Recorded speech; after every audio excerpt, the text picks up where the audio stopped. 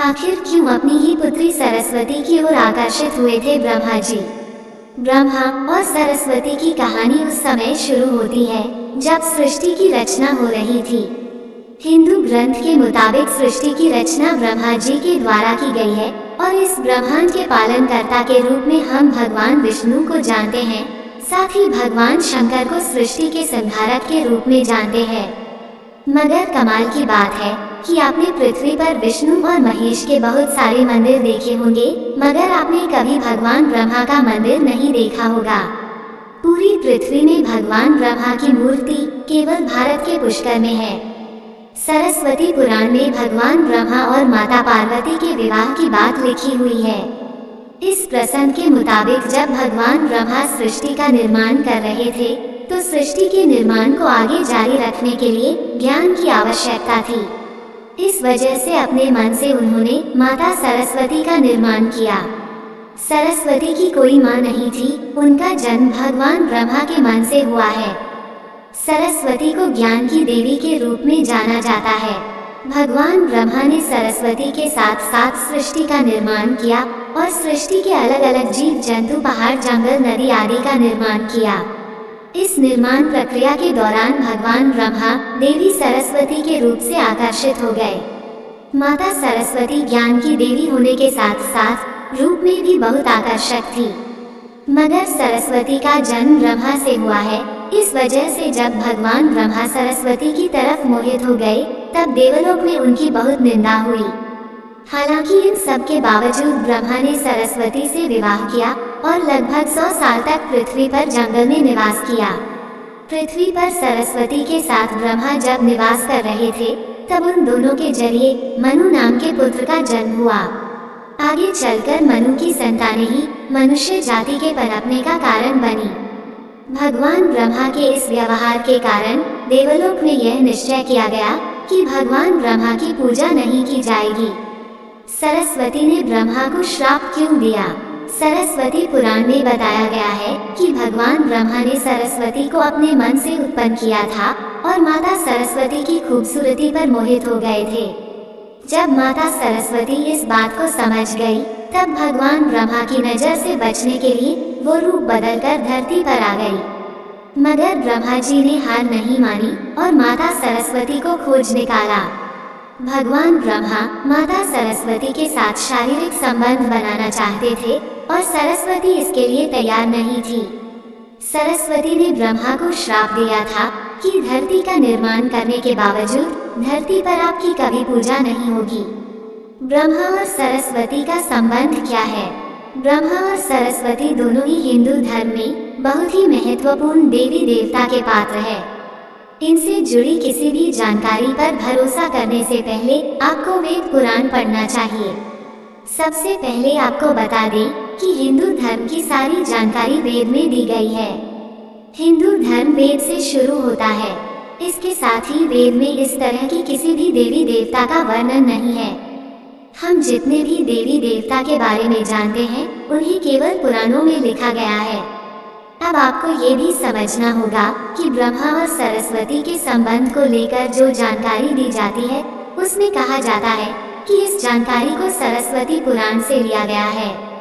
मगर सरस्वती पुराण नाम का कोई भी पुराण हिंदू धर्म में मौजूद नहीं है। हिंदू धर्म में 4 वेद और 18 पुराण की बात की गई है। इन 18 पुराणों में सरस्वती पुराण नाम का कोई पुराण मौजूद नहीं है।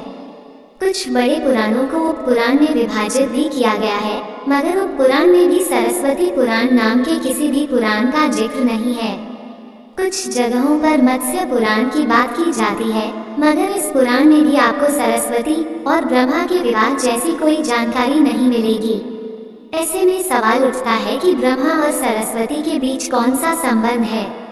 इसके लिए आपको समझना होगा कि ब्रह्मा ने सृष्टि का निर्माण किया, अर्थात जब भगवान ब्रह्मा इस सृष्टि का निर्माण करने बैठे तब विष्णु और महेश के अलावा कुछ भी इस दुनिया में मौजूद नहीं था। ऐसे में अगर उन्हें सृष्टि को आगे चलाने के लिए किसी भी पुरुष और स्त्री की आवश्यकता होगी तो उन्हें अपने मन से उसकी रचना करनी होगी। इसी वजह से भगवान ब्रह्मा ने माता सरस्वती, नारद, मनु, जामवंत, सनक, सनंदन, सनातन, सनत कुमार, भृगु एवं अत्रि का जन्म अपने मन से किया और पृथ्वी को आगे संचालित करने के लिए धरती पर भेजा। इस पृथ्वी पर ज्ञान के संतुलन को बनाए रखने के लिए उन्होंने माता सरस्वती को अपने साथ रखा और साथ रहने वाली स्त्री को पत्नी का दर्जा दे दिया गया। सरस्वती ब्रह्मा जी की पत्नी है या बेटी? अगर ब्रह्मांड में मौजूद हर चीज की रचना भगवान ब्रह्मा ने की है, तो बेटी हो या पत्नी, दोनों की ही रचना भगवान ब्रह्मा के ही द्वारा संभव थी।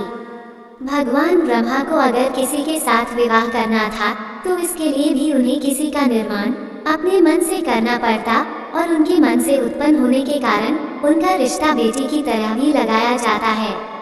हालांकि सृष्टि का निर्माण होने के बाद अलग अलग घटनाओं के कारण ब्रह्मा का विवाह 5 बार हुआ था।